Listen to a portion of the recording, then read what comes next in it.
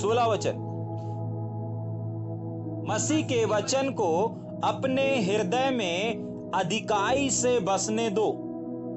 Number 1, मसीह के वचन को अपने हृदय में अधिकाई से बसने दो और सिद्ध ज्ञान सहित एक दूसरे को सिखाओ और चिताओ। मैंने कहा था, जो अपन ने पढ़ा था 12-13 वचन में, कि आपको दोष नहीं लगाना है। ठीक है, दोष लगाने से एक व्यक्ति गुनहगार हो जाता है। तो दोष लगाना उसके जीवन में सुधार को नहीं लेकर के आएगा, लेकिन सिखाना और चिताना और समझाना ये एक व्यक्ति के जीवन में सुधार, बदलाव और परिवर्तन को लेकर के आएगा। जाग रहे? समझ में आ रहा है? पहली चीज, परमेश्वर के वचन को अपने हृदय में बसने दो। अभी जो आप और हम परमेश्वर के वचन को अध्ययन कर रहे हैं, तो ये वचन हमारे ऊपर से नहीं जा रहा है, लेकिन अंदर तक समझ में आ रहा है, हमारे विवेक में आ रहा है, हमारे हार्ट तक पहुंच रहा है। विशेषकर उन लोगों तक जो बाइबल खोल के बैठे हैं, क्योंकि बाइबल बताती है उसके खुलने से प्रकाश आता है। आपके मोबाइल में बाइबल खुलने से प्रकाशन नहीं आएगा, लेकिन जब आपका परमेश्वर का वचन खुलेगा, उसके खुलने से प्रकाश आएगा। कुछ लोग मोबाइल में बाइबल लेकर के सामने बाइबल खोल के रखा, नहीं, मोबाइल में बहुत सारी गंदी चीजें भी रहती हैं। जाग रहे? मोबाइल में संसारिक दोस्तों के भी नाम रहते हैं, नंबर रहते हैं, उनके बीच में परमेश्वर प्रकाशनों को नहीं खोलेगा। जाग रहे?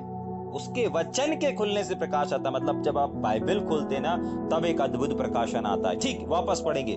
परमेश्वर के, मसीह के वचन को अपने हृदय में अधिकाई से बसने दो। किस लिए बसने दो, इस चीज को भी आज अपन देखेंगे। परमेश्वर के वचन को बसने दो, किस लिए बसने दो, इस चीज को भी अपन आगे देखेंगे। और सिद्ध ज्ञान सहित एक दूसरे को सिखाओ और चिताओ, और अपने अपने मन में अनुग्रह के साथ परमेश्वर के लिए भजन और स्तुति और आत्मिक गीत गाया करो। जाग रहे हैं? नंबर 1, जब परमेश्वर का वचन आपके अंदर है, तब आप लोगों को बता पाएंगे, सिखा पाएंगे, समझा पाएंगे। ठीक है, जो कि हमने देखा कि अगर किसी को दोष देने का, आप उसको दोषी मत ठहराओ, उस दशा से बाहर निकलने का उपाय बताओ। अगर किसी ने, 2 उदाहरण देखे थे ना अपन ने, एक लड़की लड़का बात कर रहे हैं, जिगी जिगी चल रहा है, आपको पता चल गया कि वो गलत है। ठीक है, आप उनको सबके सामने बोल करके दोषी मत ठहराओ, बट उनको समझाओ कि कैसे ऐसी सिचुएशन से आप बाहर निकल सकते हैं। अगर किसी ने किसी पास्टर के साथ गलत कर दिया, कोई भी शब्द बोल दिया या कोई भी अन्याय किया एक पास्टर के साथ, तो आप उनको वहां पर सबके सामने बोल करके ये मत जाहिर करो कि तुमने गलत किया, तुमने ये बोला था, तुमने वो बोला था, तुमने ऐसा करना था, वैसा करना। नहीं, आप उनको बताओ कि आप वो सिचुएशन से बाहर कैसे आ सकते हैं। और उसके लिए आपको अंदर परमेश्वर का वचन होना चाहिए। उसको समझाने के लिए आपके अंदर मसीह का वचन होना चाहिए। आपको मालूम है पौलुस इस कलीसिया को क्यों बता और सिखा पा रहा है? क्योंकि पौलुस के अंदर परमेश्वर का, मसीह का वचन अधिकाई से बसा हुआ है। तब जाकर के वो सही ज्ञान को, गलत ज्ञान की जगह, इस कलीसिया में गलत ज्ञान है, गलत समझ है, लेकिन पौलुस सही समझ को, सही ज्ञान को यहां बता रहा है। लेकिन पौलुस कब बता पा रहा है? जब पौलुस परमेश्वर के वचन को अपने हृदय में बसने दिया है, तब। तो परमेश्वर के वचन को अपने अंदर बसने से जो हमको बेनिफिट और जो फायदा मिलता है, वो ये है कि हम लोगों की काउंसलिंग कर पाते हैं, लोगों को बता पाते हैं, लोगों को सिखा पाते हैं, लोगों को समझा पाते हैं। लोग अगर गड़बड़ है तो उनको सुधार पाते हैं। जाग रहे हैं? हाँ, एक और चीज, अगर एक व्यक्ति सुधरना चाहे तो बाइबल में साफ लिखा है, हर इंसान को मत डांट, हर इंसान को मत समझा, बुद्धिमान को समझा। जाग रहे? हर एक इंसान को मत समझा, हर एक इंसान को मत सिखा, लेकिन बुद्धिमान को सिखा, बुद्धिमान को डांट। जाग रहे? समझ में आ रहा है? हाँ, ठीक। वापस, मसीह के वचन को अपने हृदय में अधिकाई से बसने दो। परमेश्वर का वचन जब आपके और हमारे हृदय में बस जाएगा, तभी हम लोगों को क्या कर पाएंगे? एक दूसरे को सिखा पाएंगे, एक दूसरे को समझा पाएंगे, एक दूसरे को चिता पाएंगे। नहीं भाई ये गलत है, ऐसा करने से ऐसा होगा, वैसा करने से वैसा होगा। नहीं नहीं भाई ऐसे करने से वैसा होगा, नहीं बहन ऐसे करने से वैसा होता है, नहीं ये गलत चीजें हैं, नहीं ये सही चीजें हैं, ऐसा करने से आप परमेश्वर के कहलाएंगे, वैसा करने से आप परमेश्वर के नहीं कह। हर एक छोटी जो सामने वाले की समस्या है आप उसको क्लियर कर पाएंगे। वो जिस उलझन में है, वो जिस प्रॉब्लम में, आप उसको उस प्रॉब्लम से निकाल पाएंगे। क्यों निकाल पाएंगे? क्योंकि आपने परमेश्वर के वचन को अपने हृदय में अधिकाई से बसने दिया है, इसलिए। जाग रहे? लेकिन एक और चीज मैंने साथ ही साथ बोली, हर इंसान के लिए ऐसा संभव नहीं है, क्योंकि जो व्यक्ति सुधरना ही नहीं चाहता, जो व्यक्ति सीखना ही नहीं चाहता, जो व्यक्ति एक्सेप्ट ही नहीं करना चाहता, वो व्यक्ति कभी भी ना छुटकारा पा सकता है, ना परमेश्वर का वचन उसके लिए कुछ कर सकता है। जाग रहे? हाँ, परमेश्वर का वचन क्यों बोल रहे हैं? क्योंकि बाइबल साफ बोलती है, बुद्धिमान को डांट, बुद्धिमान को सिखा, बुद्धिमान को चिता, बुद्धिमान को समझा। जाग रहे? समझ में आ रहा है या ऊपर से जा रहा है? किसको चिता? कौन चिता सकता है? इस बात को हम देख रहे हैं और सीख रहे हैं। जिसके पास, जिसके हृदय में परमेश्वर का वचन है ही नहीं, बसा ही नहीं है, वो क्या लोगों को बता पाएगा और क्या लोगों को सिखा पाएगा? और आप लोग, हम लोग भी इस बात को याद रखिए, जिसके पास, जिसके जीवन में प्रकाशन नहीं है, आपको उससे सीखने की भी आवश्यकता नहीं है। ठीक है कि नहीं? ये बात अलग है कि परमेश्वर किसी बच्चे के द्वारा भी आपको सिखा देगा, किसी भी चीज के द्वारा सिखा देगा। लेकिन जब बात आती है आपके जीवन में, अगर आपको किसी से कुछ बात को शेयर करना है, अगर उसके पास वचन नहीं है, वचन नहीं है, एक छोटा व्यक्ति भी आपको सिखा सकता है, लेकिन वचन से। एक 2 साल का मसीह विश्वास में आया व्यक्ति भी आपको वचन सिखा सकता है, लेकिन वचन से। वचन, उम्र मायने नहीं रखती, उसकी समय सीमा मायने नहीं रखती कि वो 5 साल से है, 10 साल से है। एक छोटा सा व्यक्ति भी आपको डांट सकता है, लेकिन वचन से। उसकी डांट, उसका सिखाना, उसका चिताना, उसका शिक्षा देना, उसका जो ज्ञान है, वो हर एक चीज वचन से होना चाहिए। बहुत से ऐसे लोग जो अनुभव से भी बताते हैं, लेकिन अनुभव के लिए बाइबल में नहीं लिखा, लेकिन बाइबल में वचन के लिए लिखा है, और वचन को महत्व दिया गया है। अगर वचन में लिखा है तो आप सिखा सकते हैं, अगर वचन में लिखा है आप सिखा सकते हैं, अगर वचन में लिखा है आप डांट सकते हैं। जाग रहे? अगर एक व्यक्ति के पास या एक व्यक्ति के जीवन में डांट नहीं है ना, तो समझ जाइएगा कि उसके जीवन में कुछ भी नहीं है। आपको पता है लोगों के जीवन में डांटना, सिखाना, समझाना, टोकना, ये किस चीज को लेकर के आता है? अगर आपके घर में, अगर आपके परिवार में, अगर आपकी सेवकाई में, अगर कोई आपको डांट रहा है, टोक रहा है, पूछ रहा है, सिखा रहा है, चिता रहा है, कर रहा है, इन सब से होगा क्या? जानना चाहते हैं? जानना चाहते हैं? हाँ, एक वचन को पढ़ेंगे मेरे साथ। नीति वचन की किताब, उसका 29 अध्याय, नीति वचन की किताब 29 अध्याय और उसका 15 वचन को पढ़ेंगे जल्दी से। नीति वचन की किताब 29 अध्याय और उसके 15 वचन को पढ़ेंगे जल्दी से। हाँ, क्या देखने जा रहे हैं पढ़ने से पहले? अगर आपके पास, आपके ऊपर अगर डांटने वाले हैं, तो इस डांट से, इस फटकार से, इस सिखाने से, इस चिताने से, इस आग्रह करने से और आपको बार बार पुश करने से, टोकने से। बहुत बार कुछ परिवार में कुछ माता पिता होंगे ना, जो टोकते होंगे बार बार अपने बच्चों को, ऐसा क्यों कर रहा, वैसा क्यों कर रहा, कितने बजे आ रहा, कितने बजे जा रहा, मेरे को बता के कर, ये कर, वो कर। इन सब से क्या फायदा होता है? पढ़ेंगे उस वचन को। छड़ी और डांट से, बाइबल ऐसा बताती है, छड़ी और डांट से, जिसको छड़ी पड़ रही है, डांट पड़ रही है, टोकना पड़ रहा है बार बार। हाँ, छड़ी और डांट से बुद्धि प्राप्त होती है। क्या मिलता है उसको? क्या मिलता है? बाइबल बताती है ऐसी चीज जिसके साथ हो रही, जिसको लोग कर रहे हैं, उस व्यक्ति को जो सुन रहा है उसको बुद्धि प्राप्त होती है। अंडरलाइन कर लीजिएगा। अगर आपको कोई डांट नहीं रहा है, अगर आपको कोई मार नहीं रहा है, अगर आपको कोई टोक नहीं रहा, अगर आपको कोई सिखा नहीं रहा, अगर आपको कोई आग्रह नहीं कर रहा, अगर आपको कोई चिता नहीं रहा है, तो इसका मतलब है कि आप बुद्धिमान व्यक्ति नहीं बन सकते कभी। मैं कह रहा हूं इसलिए नहीं, लेकिन बाइबल में लिखा, आप बड़ी बड़ी डिग्री को हासिल कर लीजिए, बड़ी बड़ी पढ़ाई को हासिल कर लीजिए, अगर वचन में लिखा है कि डांट और छड़ी से ही बुद्धि प्राप्त होती है, तो निश्चय ऐसे ही प्राप्त होती है। जाग रहे? और अगर ध्यान से सुनिए, और अगर कहीं पर किसी परिवार में अगर डांटने वाला नहीं है, आपको अलर्ट करने वाला, चिताने वाला, सिखाने वाला व्यक्ति नहीं है, तो उसके साथ क्या होता है ये भी पढ़ेंगे, उसी के नीचे पढ़ेंगे।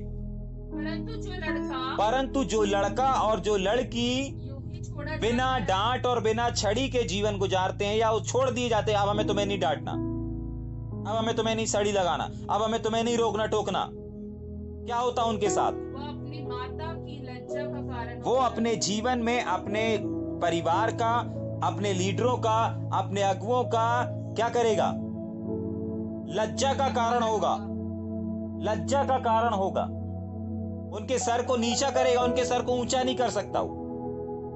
उस व्यक्ति, उस भाई, उस बहन की वजह से आने वाले समय में उनके अगुए, उनके लीडर, उनके माता पिता का सर नीचा होगा। क्यों? क्योंकि वो उसको डांटना पसंद नहीं है, डांट खाना पसंद नहीं है, टोकना पसंद नहीं है, बार बार पूछना पसंद नहीं है, क्या कर रहे हो, कहां जा रहे हो, क्यों इधर आए, क्यों ये हुए, क्यों ये पसंद नहीं है। जाग रहे? आपको मालूम है, बहुत बार परिवारों के अंदर अगर एक लड़का या एक लड़की है, दो लड़का या एक लड़की है, तो जिस परिवार में लड़कियां और लड़के दोनों रहते हैं ना, तो वहां पर लड़कियों को बहुत सारी चीजों में छूट मिल जाती है। क्या मिल जाती है? छूट मिल जाती है। और घर परिवार में लड़कों को ज्यादा डांटा जाता है और लड़कियों को कम डांटा जाता है। ठीक है कि नहीं? देखा किसी ने ऐसी चीजों को? हाँ, अगर घर में दो लड़का और दो लड़की हैं, तो लड़कियों को कम डांट पड़ेगी और लड़कों को ज्यादा डांट पड़ेगी। या कुछ जगह पर लड़कियों को अरे रहने दे, बच्ची है, ये वो है, लड़की है जाने दे, लड़की है क्षमा कर दे, उसको मत डांटो, उसको मत डांटो। ठीक है? ऐसा करते करते करते करते ना, पता है क्या होता है? तभी के लिए पूरे संसार में लड़के ज्यादा बुद्धिमान होते हैं, लड़कियां कम। और तभी के लिए लड़कियों के लिए एक कहावत और एक लाइन चली है, या फिर एक हाईलाइट लाइन है जो सब लोग जानते हैं, कि लड़कियों का दिमाग कहां पर होता है? घुटने में होता है। पता है क्यों होता है? क्योंकि उनको उनके परिवार में क्या नहीं मिला? डांट नहीं मिली और छड़ी नहीं मिली। तो सिर्फ लड़कियों के लिए नहीं, जिस घर, जिस परिवार में लड़कों को भी डांट और छड़ी नहीं मिल रही है, उनका भी दिमाग ऐसे ही होगा, वो बुद्धिमान की श्रेणी में नहीं आएंगे। और जो लोग अपने घर में अपनी बच्चियों को नहीं डांट रहे हैं, वे लोग विशेषकर ध्यान से सुने, आने वाले टाइम में आप उनको कितना भी पढ़ा लें, कितनी भी डिग्रियों को दे दिलवा दें, उनके लिए तन मन धन सब खर्च कर दें कि वो बुद्धिमान बन जाए, कामयाब बन जाए, वो नहीं बन सकते, क्योंकि वो बनना या ना बनना आपके ऊपर डिपेंड है। इसलिए यहां पर लिखा है कि छड़ी और डांट से बुद्धि प्राप्त होती है। अगर उनके स्कूल में, अगर उनके टीचर्स लोग जो पढ़ाने वाले, अगर उनको छड़ी ना मारे, अनुशासन ना लगाएं, इतने बजे स्कूल के अंदर आना हो, इतने बजे के पहले आपको स्कूल के अंदर होना है, इतने बजे अटेंडेंस लगेगी, जो स्कूल के नियम कानून है, अगर उसके अनुसार बच्चा पढ़ाई ना करे, वो बुद्धिमान बन सकता है कि नहीं बन सकता? एक दिन मैडम सहन करेगी, 2 दिन मैडम सहन करेगी, तीसरे दिन बोलते कि अपने बच्चे को ले जाओ, ये अनुशासन में नहीं रहता, हमारे कंट्रोल में नहीं रहता, ले जाओ इसको यहां से। अगर आपको स्कूल में पढ़ना है, स्कूल के अनुसार चलना है, तो आपको स्कूल में जो बोला जा रहा, सिखाया जा रहा, बताया जा रहा, उसके नियम कानून के अनुसार रहना पड़ेगा। ऐसे ही आत्मिक संसार में भी है। जाग रहे? समझ में आ रहा है? हाँ। तो जितने लोग अपने घर में, अपने परिवार में अपने बच्चों से प्यार करते हैं, विशेष करके सावधान हो जाइए। प्यार करना गलत नहीं है, लेकिन छड़ी ना लगाना गलत है, डांट ना लगाना गलत है। आने वाले टाइम में अगर आपकी बच्चियां पापा की परी बन के घूमेंगी ना, तो समझ जाइएगा कि वो आपकी वजह से घूम रही। अगर बड़े होकर के बिगड़ जा रहे हैं ना, तो उसका रीजन आप ही और हम कहलाएंगे, क्योंकि हमने उनको डांटा नहीं, हमने उनके ऊपर छड़ी नहीं लगाया, चाहे लड़का हो चाहे लड़की हो। और जो लोग अपने परिवार में सिर्फ लड़कों को डांटते हैं, वो लोग और सावधान हो जाएं। लड़का और लड़के में कोई फर्क नहीं है। आप लड़के को डांटेंगे, लड़के बुद्धिमान होंगे। लड़कियों को भी अगर आप डांटेंगे तो लड़कियां भी बुद्धिमान कहलाएंगी, और हो रही हैं। बहुत सारी ऐसी बहनें हैं जो बुद्धिमान हैं, लड़कों के समान काम कर रही हैं, लड़कों के समान एक्टिव हैं। क्यों हैं? क्योंकि उनको भी कहीं ना कहीं छड़ी पड़ी है, डांट पड़ी है। समझ में आ रहा है या ऊपर से जा रहा है? ठीक। वापस पहली चीज हमने देखी कि परमेश्वर के वचन को अपने हृदय में अधिकाई से बसने दो। तो क्यों बसने दो? ताकि आप दूसरों को सिद्ध कर सको, ज्ञान दे सको, सिखा सको, चिता सको, सतर्क कर सको, बहुत सारी चीजों से उनकी प्रॉब्लम को सॉल्व कर सको। इसीलिए उसके लिए आपके अंदर परमेश्वर का वचन होना चाहिए। तब जाकर के आप लोगों को सिखा पाएंगे, तब जाकर के आप लोगों को ज्ञान दे पाएंगे, तब जाकर के आप लोगों को चिता पाएंगे। दूसरी चीज, क्यों परमेश्वर के वचन को अपने हृदय में अधिकाई से बसने दें? उसके आगे लिखा हुआ है, और अपने अपने मन में अनुग्रह के साथ, परमेश्वर के अनुग्रह को फील करते हुए, परमेश्वर के अनुग्रह को सेंस करते हुए, परमेश्वर के अनुग्रह के साथ परमेश्वर के लिए भजन और स्तुति गान और आत्मिक गीत गाया करो। ठीक है कि नहीं? तो कौन व्यक्ति परमेश्वर के गीत को गा सकता है? जिसके हृदय में परमेश्वर का वचन अधिकाई से बसा हुआ है। वो जिसको अच्छा कॉर्ड पता है, जिसको अच्छा रिदम मालूम है, वो परमेश्वर की स्तुति नहीं कर सकता। हाँ, वो गीत अच्छा गा सकता है, लेकिन जो व्यक्ति परमेश्वर के वचन को अपने हृदय में अधिकाई से बसने दिया है ना, वो परमेश्वर की स्तुति कर सकता है, वो परमेश्वर के आत्मिक गीत गा सकता है, वो परमेश्वर के सिंहासन को स्वर्ग से जमीन पर ला सकता है और स्तुति के सिंहासन पर लगा सकता है। हर स्तुति, हर आराधना में परमेश्वर विराजमान नहीं होता, लेकिन जिसके हृदय में परमेश्वर का वचन अधिकाई से बसा हुआ है, उसकी स्तुति और उसके स्तुति के सिंहासन पर परमेश्वर अपने सिंहासन को लगाता है। अगर आपके अंदर सिर्फ आराधना बसी है, गीत बसा है, तो आपके आराधना और आपके गीतों का परमेश्वर भूखा नहीं है। आपके कॉर्ड, आपके बजाने, आपके रिदम का परमेश्वर भूखा नहीं है। हाँ, आपकी आवाज का भूखा नहीं है। वो इस बात को देखता है कि मेरा जो गीत गा रहा है, मेरे लिए जो बजा रहा है, मेरे लिए जो चिल्ला रहा है, उसके अंदर क्या है? अंदर, उसके अंदर, उस व्यक्ति के अंदर, उस भाई के अंदर, उस बहन के अंदर जो मेरी आराधना कर रहा है, जो मेरे लिए गा रहे हैं, मेरे लिए बजा रहे हैं, क्या उनके अंदर मेरा वचन है और बसा हुआ है, नहीं बसा हुआ है? याद रख लीजिएगा, अगर आप बिना परमेश्वर के, अगर चर्च जा रहे हैं, बिना बाइबल के आप चर्च जा रहे हैं, बिना अध्ययन करे आप परमेश्वर की स्तुति आराधना कर रहे हैं, कभी आपकी स्तुति के सिंहासन पर परमेश्वर विराजमान नहीं होगा। पूरा जीवन निकाल दीजिए गाते गाते, पूरा जीवन गुजार दीजिए बात बजाते बजाते, पूरा जीवन गुजार दीजिए लीड करते करते, लेकिन जब तक आपके हृदय में परमेश्वर का वचन अधिकाई से नहीं बसा है, तब तक आपकी स्तुति के सिंहासन पर परमेश्वर विराजमान नहीं होगा। जाग रहे हैं? वापस पढ़ेंगे 16 वचन को। मसीह के वचन को अपने हृदय में अधिकाई से बसने दो। क्यों बसने दो? पहला हमने देखा, लोगों को बताने, सिखाने, समझाने, चिताने के लिए।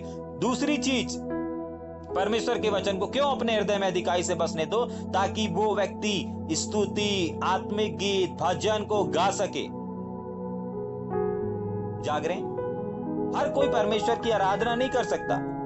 हर कोई परमेश्वर के उस सिंहासन को, अपनी स्तुति के सिंहासन पर नहीं विराजमान कर सकता। जाग रहे?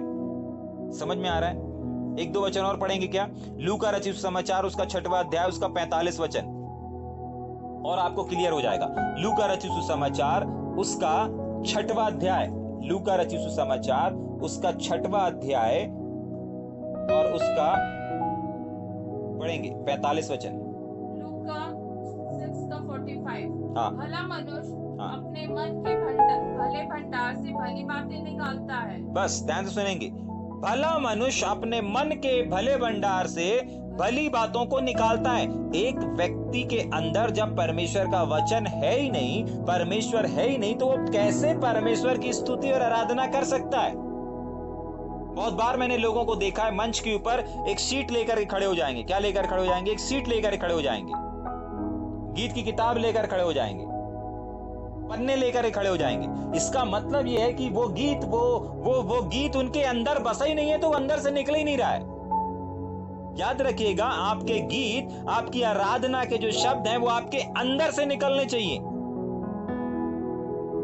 अगर आप देख करके किसी गीत को गा रहे हो, इसका मतलब आपके अंदर है ही नहीं, तभी तो बाहर नहीं निकल रहा। समझ में आ रहा है? अगर आप देख करके गीत गा रहे हो, पढ़कर आप गीत को पढ़ रहे हो, आप गीत को गा रहे हो, कोई भी गीत गाने से पहले पूरे गीत को आपको अपने अंदर बसाना है। सच्ची आराधना करना चाहते हैं ना, कि अच्छी आराधना करना चाहते हैं? भैया, लोग तो अच्छी आराधना को पसंद करते हैं, ठीक है, संसार अच्छी आराधना को पसंद करता होगा, लेकिन परमेश्वर सच्ची आराधना को पसंद करता है। लोग अच्छी आराधना करने वालों को बुलाते होंगे, लेकिन परमेश्वर सच्ची आराधना करने वालों को खोजता है, ढूंढता है। आपको मालूम है, ढूंढा और खोजा किसको जाता है? जो दिख नहीं रहा। अगर मेरे घर में मेरा मोबाइल बगल में रखा है तो मुझे उसको खोजने की आवश्यकता नहीं है, लेकिन मैं अपने मोबाइल को कब खोजूंगा? जब मेरा मोबाइल मुझे दिखेगा नहीं। तो आज परमेश्वर को सच्चे आराधक दिख नहीं रहे, अच्छे आराधक जरूर दिख रहे हैं, अच्छे कॉर्ड लगाने वाले, अच्छे रिदम वाले, ये लोग दिख रहे हैं, लेकिन परमेश्वर को अच्छे से मतलब नहीं है, सच्चे से मतलब है। परमेश्वर को अच्छे से मतलब नहीं है, सच्चे से मतलब है। तभी के लिए वो बोल रहा है, पहले वचन को बसो अंदर, और थोड़ा बहुत नहीं, अधिकाई से बसो। और जब बस जाएगा ना, तब आप अपने अंदर से एक लाइन गाओगे और परमेश्वर का सामर्थ वहां पर उड़ेलने लगेगा, परमेश्वर का सिंहासन वहां पर लग जाएगा, परमेश्वर का राज वहां पर कायम हो जाएगा। जाग रहे? समझ में आ रहा है या ऊपर से जा रहा है? जो मनुष्य भले भंडार से, मनुष्य जो उनके अंदर भरा रहेगा वही वो दे पाएगा। अंदर जब है ही नहीं तो बाहर कैसे निकलेगा? मेरे को बड़ी तकलीफ होती जब लोग ना देख करके गीत गाते, मंच में खड़े हो जाएंगे, प्रभु की आराधना करने खड़े हो जाएंगे और देख करके गीत गाएंगे। वो गीत गा नहीं रहे हैं, वो गीत ही गा रहे हैं बस, कुल मिला के आराधना नहीं कर रहे हैं, वर्शिप नहीं कर रहे हैं, परमेश्वर के सिंहासन को नीचे नहीं लेकर के आ रहे। एक आध वचन और पढ़ेंगे क्या? मत्ती रचित समाचार उसका 12वां अध्याय और उसका 34 वचन को पढ़ेंगे। मत्ती 12:34। हाँ। हे सांप के बच्चों, हाँ। तुम बुरे होकर हाँ। कैसी अच्छी बातें कह सकते हो? हाँ। क्योंकि जो मन में भरा है, हाँ, वही मुंह पर आता है। अगर एक व्यक्ति के अंदर वचन नहीं है तो वो वचन के गीतों को कैसे गा सकता है? वो कैसे सच्ची आराधना कर सकता है? जाग रहे हैं? एक और वचन पढ़ेंगे, उसके बाद फिर हम खत्म करेंगे ना। भजन 119 का 172 पढ़ेंगे। भजन 119 और उसका 172। ठीक। भजन 119 का 172। हाँ। मैं तेरे वचन का गीत गाऊंगा। मैं तेरे वचन का, सबसे इंपॉर्टेंट एक और चीज, आपके हर गीत परमेश्वर के वचन से जुड़े हुए होने चाहिए। ये पहचान है कि एक व्यक्ति कैसे आराधना कर रहा है। आपके अंदर जो वचन है ना, उस वचन को गीत बना लो और वो गीत बन के बाहर आना चाहिए। इसके पहले भी मैंने आराधना के बारे में जब बताया था या सिखाया था, मैंने इस बात को बताया था कि एक व्यक्ति कब आराधना के शिखर पर पहुंच जाता है, जब उसके अंदर से गीतों का निर्माण होने लगता है। और कौन से गीतों का? परमेश्वर के वचन के गीतों का। कौन से गीतों का? परमेश्वर के वचन के गीतों का। जब एक व्यक्ति के अंदर से निर्माण होने लगता है तो समझ जाइएगा कि वो व्यक्ति आराधना के शिखर तक पहुंच गया है।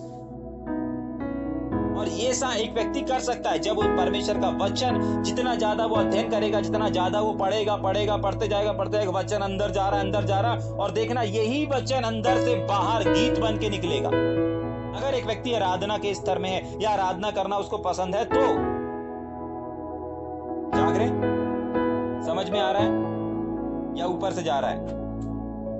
वचन में या काम में जो कुछ भी करो, सब प्रभु यीशु मसीह के नाम से करो और उसके द्वारा परमेश्वर पिता की महिमा करो। जाग रहे? अभी आने वाले इस महीने जो अपना होल नाइट प्रार्थना होगा, यानी कि ये कौन सा महीना लग गया? जुलाई का। ठीक है, अभी से मैं आप सबको बता दे रहा हूं, अगर आप लोगों को उसमें शामिल होना है तो आप लोग शामिल हो सकते हो। इस महीने जो हमारा जुलाई का होल नाइट प्रार्थना होगा वो रामपुर नए गांव में होगा। रामपुर नए गांव में बुधवार को होगा और 31 तारीख पड़ रही है जुलाई, 31 तारीख बुधवार पड़ रहा है। और बुधवार के दिन ध्यान से सुनिएगा, कल रात में ही परमेश्वर के आत्मा ने मुझे इस बात को करने के लिए बोला, ठीक है। और प्रेज गॉड की परमेश्वर हमसे बोलता है और बातचीत करता है, ठीक है कि नहीं। और कल जब मेरे पास आया, कल मेरे पास वचन नहीं था, लेकिन एक ही वचन था कि लेने से देना धन्य होता है। तो आराधना हम देते हैं परमेश्वर को, ठीक है। तो हम इस आने वाले जुलाई में एक ऐसी रात और एक ऐसी रात्रि करने जा रहे हैं जिस रात्रि में सिर्फ एक संदेश होगा, और वो भी शुरुआत में, सिर्फ एक बार प्रार्थना होगी, वो भी शुरुआत में, और पूरा non stop total praise and worship, प्रभु की स्तुति, प्रभु की आराधना, प्रभु की स्तुति, प्रभु की आराधना। जैसे हमने 25 घंटे की प्रार्थना किया था और वो प्रार्थना रुकी नहीं थी। अगर किसी दूसरे को कहीं 1 नंबर बाहर जाना है वो जा सकता है, 2 नंबर जाना है जा सकता है, लेकिन दूसरा व्यक्ति वो प्रार्थना करता ही रहेगा, करता ही रहेगा। ठीक उसी प्रकार से नॉन स्टॉप आराधना हम करने जा रहे हैं जुलाई के महीने में 31 तारीख को, ठीक है कि नहीं। 31 तारीख को रात 9 बजे से लेकर के सुबह 4 बजे तक हम लोग करने जा रहे हैं, ठीक है। नॉन स्टॉप वो आराधना रहेगी, उस आराधना में कोई ब्रेक नहीं होगा। किसी को पानी पीना है, वो कोई दूसरा गीत गा रहा है, कोई आराधना कर रहा है, वो चला जाएगा, लेकिन दूसरा व्यक्ति करता रहेगा, करता रहेगा, करता रहेगा, ठीक है। तो जितने लोगों को जुड़ना चाहते हैं या शामिल होना चाहते हैं उनका स्वागत है, वेलकम है। 31 तारीख जुलाई का महीना, non stop praise and worship, जाग रहे हैं। और प्रेज गॉड की आज की सुबह, कल रात में परमेश्वर ने इस बात को मेरे अंदर डाला कि हमको एक्चुअली प्रभु को देना है। हम भिखारी की तरह भीख मांगते ना रहें, हर समय भिखारी दे दे दे दे दे दे दे, नहीं, हम लेने का, देने का भी काम करेंगे, प्रभु को देंगे, हम प्रभु को स्तुति। और देखना इन नॉन स्टॉप आराधना में परमेश्वर की गाढ़ी उपस्थिति और गाढ़ा अभिषेक बहेगा, जाग रहे हैं। हम कोई छुटकारे की प्रार्थना नहीं करेंगे, कोई वचन नहीं होगा, एक ही संदेश होगा और वो शुरुआत में ही होगा। शुरुआत में अपन धन्यवाद देते हैं, लेकिन शुरुआत में अपन परमेश्वर के वचन को बांटेंगे और उसके बाद एक प्रार्थना करके जो स्टार्ट करेंगे, तो जब आखिरी खत्म होगा हम धन्यवाद के साथ खत्म करेंगे, जाग रहे हैं। और आज सुबह देखिए, मैं कल रात में परमेश्वर ने हृदय में डाला और आज की सुबह परमेश्वर इस आराधना के ही विषय को हमारे सामने लेकर के आया। कल रात में ही मेरे हृदय में परमेश्वर ने इस बात को डाला और आज सुबह परमेश्वर ने उसको वचन से कंफर्मेशन भी किया कि सच में परमेश्वर ऐसे लोगों को खोज रहा है, ऐसे लोगों को ढूंढ रहा है। मेरे नाम से मेरे लिए इकट्ठा हो जाते हैं, लेकिन अपनी लिस्ट को जेब में लेकर के आते हैं। हम प्रभु के साथ इकट्ठा होंगे, हम प्रभु को रात्रि देंगे। अरे हम देने नहीं आए, प्रभु से लेने आए हैं। अपने शब्दों को रिकॉर्ड करके खुद ही कान में मोबाइल या फोन लगा करके सुनिएगा, आपने क्या दिया, दिया क्या लिया, जाग रहे, समझ में आ रहा है। आखिरी वचन 17 को पढ़ के अपन खत्म करेंगे। वचन में या काम में जो कुछ भी करो सब प्रभु यीशु मसीह के नाम से करो। हम जो कुछ भी करने पाए, चाहे वचन हो, चाहे काम हो, चाहे वर्क हो, हर एक क्षेत्र में, हर एक चीज में, हर एक छोटी छोटी बातों में आपको प्रभु यीशु मसीह के नाम से शुरू करना है और उसके द्वारा परमेश्वर पिता का धन्यवाद करो, जाग रहे। आइए प्रार्थना करेंगे। स्वर्गीय सनातन काल के विराट परमेश्वर पिता, हम आपको धन्यवाद दें।